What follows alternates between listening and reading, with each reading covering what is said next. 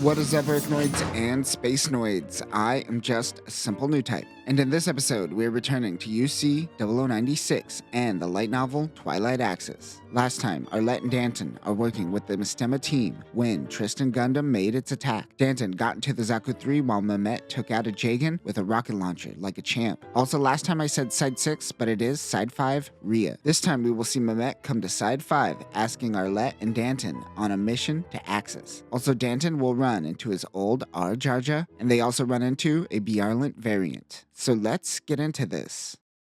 Side 5, also known as Rhea, was a neutral colony that was spared during the 1-Year War. One of the colonies in Side 5 is Libot Colony. This colony was flourishing as both Zeon and the Federation established good trade. This is where Danton set up his Danton cleaning firm. Arlette is tending to bed sheets on the rooftop. After 100 years of being in space, there is no reason to dry linens this way, but Danton's clientele seems to like this niche method of drying. I'm always down for making money off of hipsters. In the manga, Arlette is out delivering dry cleaning goods. She notices 2 people approaching the cleaners. 2 men in gray suits walk in. Danton was working on a jigsaw puzzle. He sizes up the men. He could tell that these men are well trained and have muscle definition under their suits. They are soldiers. Arlette comes down and Danton tells her to stay back, but she doesn't listen. The men in suits know their name and calls her Arlette Almaj. While laying low, she goes by Arlette Highleg and pretends to be Danton's daughter. One man introduces himself as Mehmet Merka. The other man wants to go to a safe location before talking further. In the anime, Mehmet suggests that they go to a new location, and Arlette isn't in this scene. Danton tells the men to head to the cafe across the street and he will meet them there. He tells Arlette that it looks like they will have to move again. This isn't the first place that they settled down, and it won't be the last. They aren't Zeon soldiers that surrendered during the 1-Year War. They were Neo-Zeon soldiers, and thus participated in war crimes. One thing that the anime doesn't touch on is that due to experiments conducted on Arlette during her time at the Flanagan Institute, it has caused her to grow at a slower rate. Arlette watches the shop while Danton goes to talk to the men. Danton heads to the cafe and sits with him. Mehmet hands him his card that says Ministries Department 6. They are an intelligence agency under the Federation. They cut to the point and tell Danton that they want him to be their guide through Axis. Danton was the test pilot for Commander Char's own mobile suits, while Arlette worked in mobile suit development. Mehmet knows that Danton was a part of Neo-Zeon. Before that, he knows he was a part of the AUG following Char under the identity Quattro Bagina. They even know that he worked with Char during the 1-Year War. They were able to track him down because of the extensive data they have on Quattro, and were able to extrapolate patterns that led them here. He wonders why they went through all this trouble to find him just to be a guide. Mehmet and his men need help because they are looking for the Psycho Frame. Danton freezes upon hearing this. Mehmet asks if he knows anything regarding the Laplace incident. He only knows what he has heard on the news. He says the incident has been covered up. There was a mobile suit with a Psycho Frame that puts all other mobile suits to shame. He is of course talking about the Unicorn Gundams. He then tells him about the time that Ridian Banana tanked a colony laser. The mobile suit even has self-regenerating capabilities. Danton witnessed Sazabi go against New Gundam, but never experienced anything on the level Mehmet is talking about. He starts to realize the Psycho Field and the mysterious incident with Axis has something to do with the Psycho Frame. They aren't sure, they just have a huge hunch. But because of Char, the Federation has now acquired this technology. Char single-handedly was a Black Swan event that advanced everyone to a new level technologically. This is usually a good thing, but giving everyone the power to manipulate time and space is something that Mehmet and his agency is trying to prevent. Danton was prepared to die by Char's side that day, but it didn't go the way he planned. Of course, they are prepared to compensate them for their troubles as well as scrub them of their war crimes. Danton thinks to himself that he can't put Arlette through that incident again, but before he could speak up, Arlette comes in and says, "We're in. If there is an opportunity for them to go back, then they should go."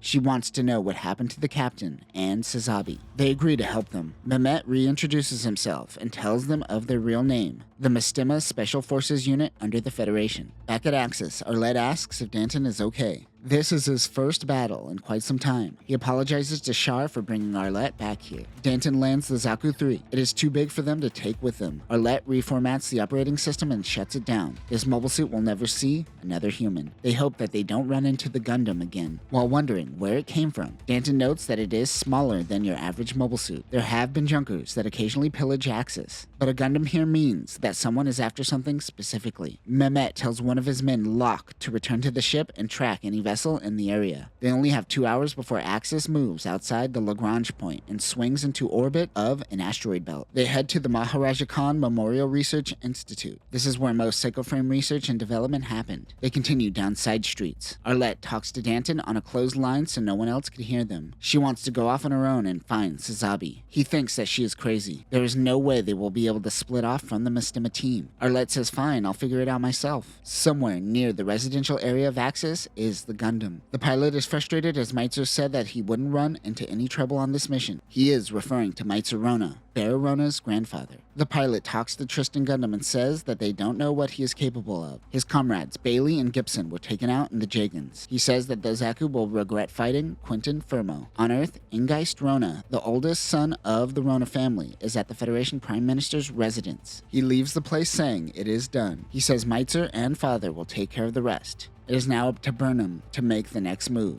The Rona family has been a family of nobility since their days in Europe, but the current head of the family is not noble blood. Scharnhorst Rona was born Scharnhorst Buke. He created Buke Concern, which started as a small junker company, and built it into a competitor in the mobile suit industry. He eventually bought the name Rona. He listens to his son, Ingeist. They find out that there is an investigation on Axis currently going on in regards to the psychoframe. There still seems to be research data on the asteroid. Scharnhorst mentions that the Federation seized Axis from Haman Khan and then quickly turned it over to Shar. Most likely, the Federation overlooked something. Scharnhorst and Meitzer will handle the rest. He isn't telling Ingeist their entire plan. If anything goes wrong, he could plead ignorance and not be prosecuted, and he could continue the Rona bloodline. They change the subject to construction of the new sides. They are calling them the Frontier Sides. However, the Federation is causing construction to take longer than expected. The Rona Patriarch says that this is what happens when you let foolish masses rule. Mehmet listens as Danton and Arlette banter on the comms. Part of his mission is to monitor these two people's behavior, as these are the only two alive with knowledge of Shar Aznabul's past. Mehmet is very interested in Shar and his past. Specifically, he's fascinated with Shar's history of developing mobile suits. The person who leaked psychoframe tech to the Federation was claimed to be Shar himself. Mehmet suddenly tells the team to stop. He asks Arlette if they are close. They happen to be near the facility. Mehmet believes that someone has made it here before them. They notice that the facility is being guarded by a Bjarlant. There are actually 3 mobile suits guarding the building. There are more Jagans. Mehmet is certain that they are also after the psychoframe. They don't know who these people are, however. Arlette tells them that there is another way into the facility, but it's going to eat up some time. Although it is a research facility on paper, it is in fact a military and weapons facility, which tests mobile suits. Which means that there will be a hatch or a hangar that they could access the facility through, but they will have to go out into space. 6 of them decide to head out into space and find an access through a hatch, while 2 stay behind and monitor any movement. Arlette takes them through a special access designed for the Imperial Guard. They go through a series of doors until they make it to a hangar full of Gazas and Galluses. But then he stumbles onto a blast from the past. He spots the old R-Jarja.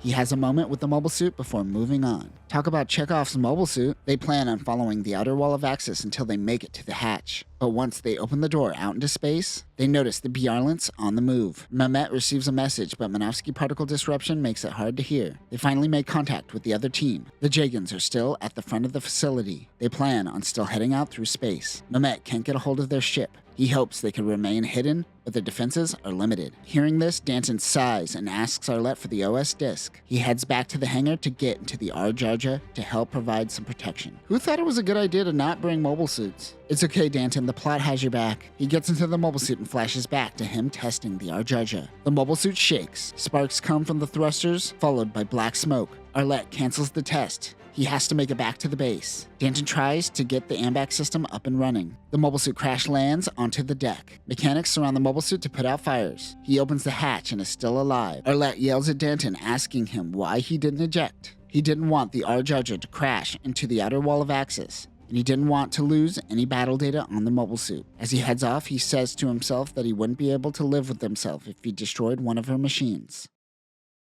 And that will do it for this episode. The light novel definitely provides much needed context to our heroes at the story. Having Arlette's growth be stunted is an interesting choice. It never occurred to me, but it does make sense to me that she still looks young, even though she is probably only a few years younger than Char. And Danton, for that matter. She has been around since the 1 Year War. Also, it is quite frustrating that the ONA completely cut out all connections to the Rona family and Butte Concern. We need more things connecting early and late Universal Century. Also, I find it ironic that a family built off of aristocracy was in fact bought by someone. Next time, we will see the Bjarlent Isolde in action, and we will learn of its pilot, Walter Fermo. We will learn that Burnham is a subsidiary of Butte Concern, and the team finally makes it into the research facility. But that will do it for now, new types. Remember, even in the future, you could always make money off of hipsters doing it the old way. Peace.